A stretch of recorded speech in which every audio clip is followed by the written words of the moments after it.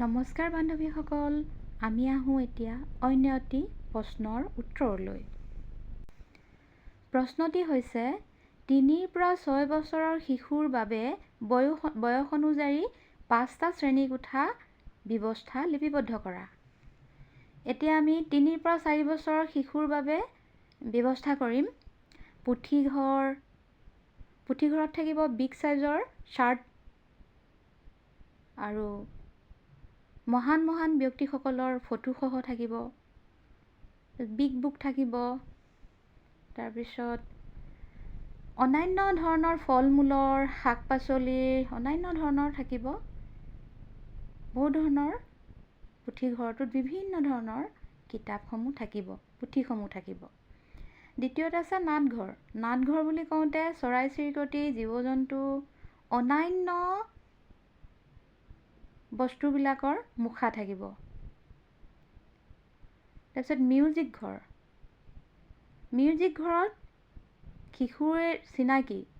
শিশুৰ চিনাকি যেনেকৈ লোকবাদ্যসমূহ ৰাখিব লাগে, পাৰিলে ৱেষ্টাৰ্ণ মিউজিকৰ বাদ্যসমূহ ৰাখিব লাগে।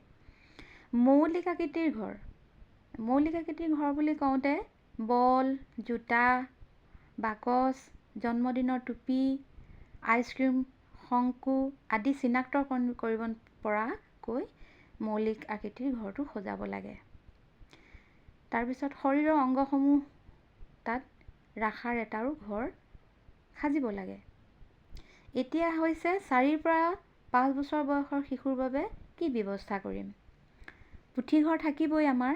ৰং, পেঞ্চিল, আৰ্ট পেপাৰ, অন্যান্য মহান ব্যক্তিসকলৰ ফটো, তাৰপিছত পেপাৰ, নিউজ পেপাৰ এনেকুৱাবিলাকো আমি ৰাখিব পাৰোঁ।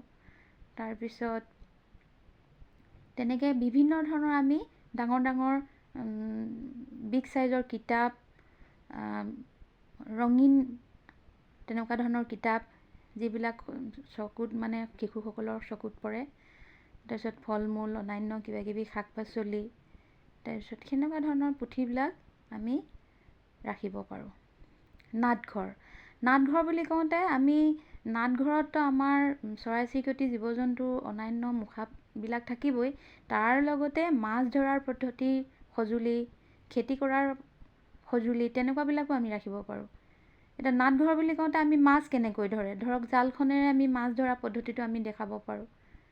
তাৰপিছত খেতি কৰা সঁজুলি বুলি কওঁতে খেতি কৰোঁতে কি সঁজুলি লাগে আৰু কেনেকৈ ধৰক নাঙল বা যুঁৱলি ক'ত থাকে, কেনেকৈ ধৰণে নাঙলটো বায়, তেনেকুৱা ধৰণৰ আমি কিছুমান শিশুক এক্টিভিটি কৰি দেখাব পাৰোঁ নাটঘৰৰ পৰা।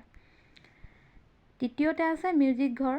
মিউজিক ঘৰত জাতি জনজাতিৰ লোকবাদ্যসমূহ মিউজিক ঘৰত থাকিব। তেওঁলোকে পিন্ধা সাজ-পোছাক, অন্যান্য অলংকাৰসমূহো থাকিলে ভাল হয়। সেইবিলাক পিন্ধাই বা নিজেও পিন্ধি শিশুসকলৰ আগত আমি গীত-মাত প্ৰদৰ্শন কৰিব পাৰোঁ। ফল-মূলৰ ঘৰ। ফল-মূলৰ ঘৰত বিশেষকৈ থলুৱা ফল-মূল ৰাখিব পাৰি, থলতে পোৱা, আৰু আনকি মাটিৰে নিৰ্মিত ফল-মূলসমূহ আমি সজাই ৰাখিব পাৰোঁ। ফল-মূল ঘৰ বুলি কওঁতে আমি তাত ফল-মূলৰ চাৰ্টবিলাকো লগাব পাৰোঁ।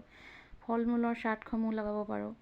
আৰু প্ৰেক্টিকেল যিবিলাক TLN বনাইছে আজিকালি অংগনবাড়ী কৰ্মীসকলে, বিভিন্ন ধৰণৰ সুন্দৰ TLN বনাইছে, সেইসমূহো আমি তাতে ফল-মূলৰ ঘৰত ৰাখিব পাৰোঁ।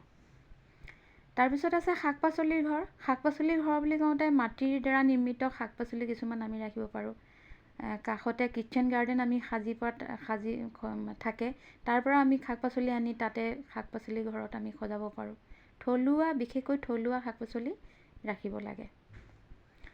আৰু TLNসমূহত বনোৱা শাক-পাচলিসমূহো আমি তাত দেখুৱাব পাৰোঁ। ডাঙৰ চাইজৰ TLNবিলাক, সেইবিলাকো আমি দেখুৱাব পাৰোঁ। আৰু 5 পৰা 6 বছৰৰ শিশুৰ ব্যৱস্থা হৈছে তাতো থাকিব পুথিঘৰ। পুথিঘৰত বিগ বুক, মহান ব্যক্তিসকলৰ ছবি, আৰু ভাল খেলুৱৈ, ভাল ক্ৰিকেট, বেডমিণ্টন, তাৰপিছত তেনেকুৱাবিলাকো আমি তেওঁলোকৰ ছবিসমূহ আমি ৰাখিব পাৰোঁ।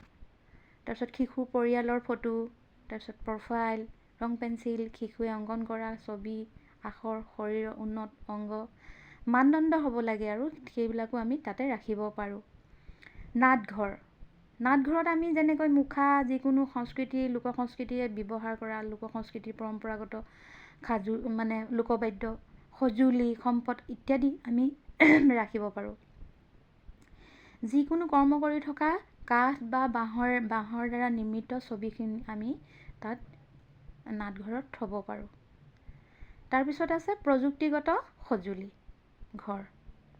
প্ৰযুক্তিগত সঁজুলি ঘৰ বুলি কওঁতে মোবাইল, চাৰ্জাৰ, ৰেডিঅ', টিভি, তাৰপিছত প্ৰযুক্তিগত আজিকালি বহুত ধৰণৰ ইণ্ডাক্স আছে, য'ত আমি ভাত ৰান্ধি খাব পাৰোঁ, কুকাৰ ইত্যাদি আমি বস্তুসমূহ তাতে ৰাখিব পাৰোঁ। গোলক ৰাখিব পাৰোঁ আমি, তাৰপিছত দূৰবীন ৰাখিব পাৰোঁ আমি। অন্যান্য বহুত ধৰণৰ তেনেকুৱা সামগ্ৰী আছে যিবিলাক আমি প্ৰযুক্তিগত সঁজুলি হিচাপে সেই ঘৰটোত ৰাখিব পাৰোঁ। তাৰপিছত আছে পুতলা ঘৰ। পুতলা ঘৰত আমি মাছ, জেঠী, ভেকুলী, নাচনী, ঢুলীয়া, শুলীয়া ইত্যাদি ধৰণৰ তেনেকুৱা পুতলা সজাই আমি ৰাখিব পাৰোঁ। আৰু নিজ নিজ হাতে বনোৱা কিছুমান পুতলাও আছে, থাকেই প্ৰায় অংগনবাড়ী কৰ্মীসকলৰ লগত, সেইবিলাকো আমি পুতলা ঘৰত ৰাখিব পাৰোঁ। তাৰপিছত পুতলা ঘৰটো বিশেষকৈ আমি পেলনীয় বহু ধৰণৰ সামগ্ৰী আমি পুতলা ঘৰটোত বিভিন্ন ধৰণৰ পুতলা সাজি ৰাখিব পাৰোঁ। তাৰপিছত আছে বালি বা পানী খেলৰ ঠাই। আৰু এনেধৰণে আমি পাঁচটাকৈ প্ৰতিটো বয়স অনুযায়ী শিশুৰ বাবে আমি সজাব পাৰোঁ, যদি আমাৰ অংগনবাড়ী কেন্দ্ৰটোত ঠাই বিশেষকৈ অভাৱ নাথাকে।